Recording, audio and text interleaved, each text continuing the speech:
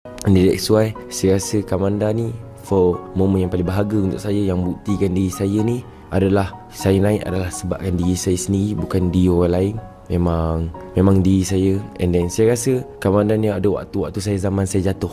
That's why saya tak boleh nak mampu nak pilih Karina atau Kamanda. Dan for Karina pula adalah nama yang bagi nama saya maintain sampailah sekarang. Dan nama Karina ni, orang panggil Karina ni adalah nama yang pam naik. And then takkanlah saya nak pilih yang naik sampai saya lupakan yang pernah bantu saat saya jatuh.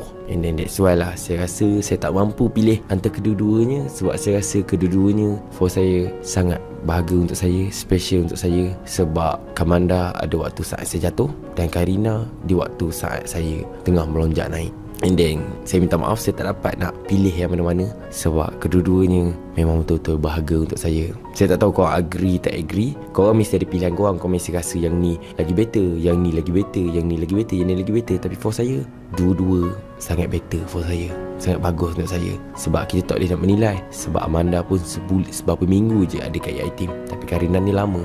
Betul. Sebab kita tak boleh nak menilai yang mana yang better. For saya, kedua-duanya ada keistimewaan sendiri, ada bagusnya sendiri. Dan saya tak mampu pilih antara kedua-duanya, sebab kedua-duanya ada di saat saya jatuh, ada di saat saya naik pun ada. Dan pilihan saya adalah Kamarina.